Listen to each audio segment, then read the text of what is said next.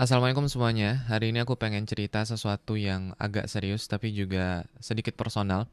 Bukan karena aku udah paham semuanya, tapi karena ini hal yang aku pelajari dari banyak proses, dari obrolan dengan orang-orang yang udah lebih dulu hidup, dan dari luka-luka kecil yang sempat bikin aku diem lama dan merenung.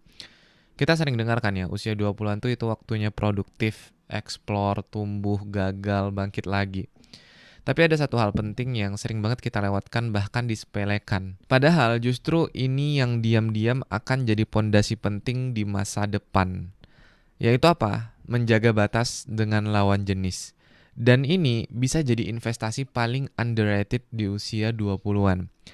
Pernah dengar nggak? Kalau katanya cara kita hidup saat lajang itu akan jadi cerminan hubungan kita setelah menikah nanti. Mungkin kita kedengarannya biasa aja, tapi waktu kamu renungkan pelan-pelan, itu dalam banget. Karena banyak banget orang mikir kesetiaan itu otomatis muncul setelah status halal, setelah ada akad, setelah ada cincin. Padahal kesetiaan itu bukan datang dari status, tapi datang dari habit, dari pola hidup, dari latihan sehari-hari. Bahkan dari hal-hal yang kamu lakuin saat nggak ada siapa-siapa yang lihat. Jadi maksudnya gimana? Kalau dari masa lajang kamu udah biasa jaga batasan secara pikiran, perasaan, dan perilaku, kamu bukan cuma lagi menjaga diri guys. Tapi kamu juga lagi membangun fondasi hubungan yang sehat di masa yang akan datang. Karena nanti saat kamu udah nikah, kamu nggak mulai dari nol. Kamu tinggal lanjutin pola yang udah terbiasa kamu lakukan selama ini. Yang pertama, kamu belajar untuk nggak cari validasi dari lawan jenis di usia 20-an. Kita gampang banget kejebak rasa butuh ditemani. Pingin ada perhatian, ada yang nanyain udah makan atau belum. Ada yang bilang aku kangen. Tapi hati-hati, kalau kamu terbiasa mencari kenyamanan dari banyak lawan jenis sejak lajang, kamu akan kesulitan untuk settle emotionally dalam satu hubungan nantinya. Kenapa? Karena kamu belum tahu rasanya cukup hanya dengan dirimu sendiri, guys. Dan orang yang nggak terbiasa cukup akan selalu merasa kurang. Akhirnya, cari pelarian, cari validasi baru, gampang goyah, gampang berpindah. Yang kedua, kamu membangun pola pikir cinta sama dengan komitmen plus kontrol diri. Kesetiaan itu bukan karena kamu kebal dari godaan, tapi karena kamu milih untuk nggak ngasih ruang buat godaan itu tumbuh. Dan itu nggak bisa muncul tiba-tiba. Kalau dari sekarang kamu udah tahu batas, udah ngerti cara ngejaga mata, jaga hati, jaga interaksi. Nanti kamu nggak akan kaget saat komitmen besar datang. Kenapa? Karena kamu udah biasa disiplin, udah biasa milih yang benar, meskipun rasanya nggak nyaman. Yang ketiga, kamu nanti bakal punya rekam jejak yang bersih. Nggak ada rasa bersalah yang tersembunyi. Kenapa? Kadang luka di hubungan itu bukan karena pasangan kita, tapi karena dosa-dosa lama yang kita belum selesaikan, yang kita sembunyiin, yang kita pendam sendiri.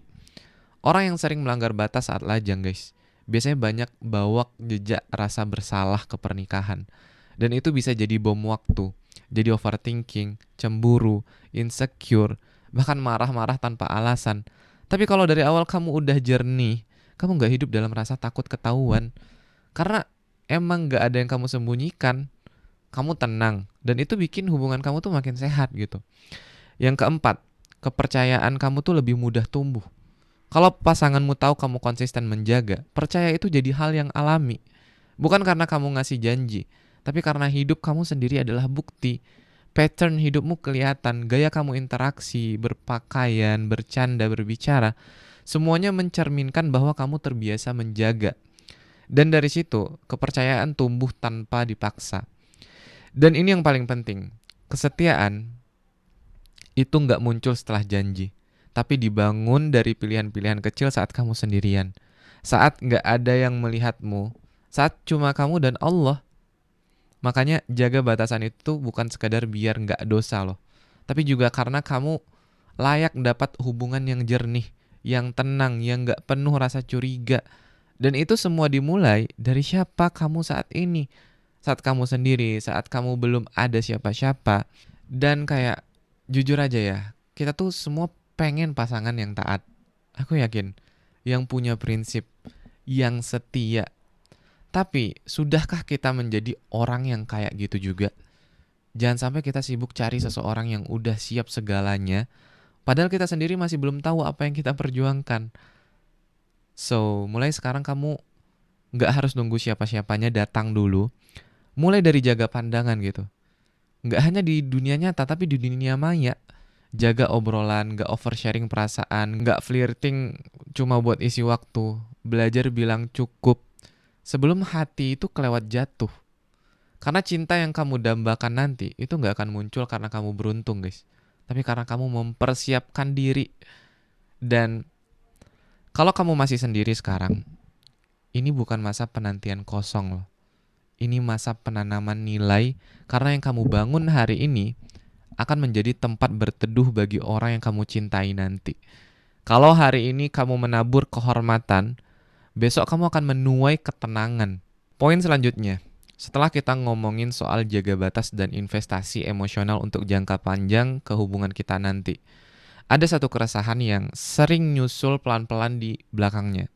Kak Zahid, kalau aku nggak buka diri, nggak deket sama siapa-siapa, nggak nyari temen ngobrol yang intens, terus gimana caranya biar aku nggak ngerasa kosong? Itu yang sering kalian tanyakan di kolom komentar. Jujur aja ya teman-teman, ini yang bikin banyak orang akhirnya ngelepas prinsipnya karena mereka capek sendirian. Bukan nggak tahu mana yang benar sebenarnya. Aku yakin semua tahu mana yang salah, mana yang benar. Tapi rasa sepi itu kadang lebih nyaring dari suara akal sehat kita.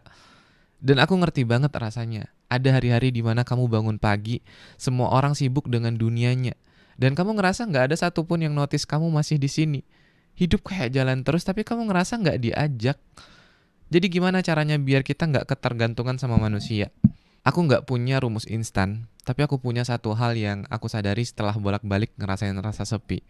Kesepian itu nggak hilang karena ada orang, tapi karena kamu mulai berdamai sama diri sendiri. Dulu, aku kira obat dari rasa kosong itu adalah seseorang yang stay, yang hadir, yang ngerti. Tapi ternyata enggak. Karena sekalipun ada orangnya, kalau dalamnya nih masih bolong, kita tetap bakal ngerasa sendiri juga. Jadi pelan-pelan isi ruang itu bukan dengan orang, tapi dengan arah. Kamu nggak harus sibuk tiap hari, tapi kamu harus punya alasan buat bangun dari kasur.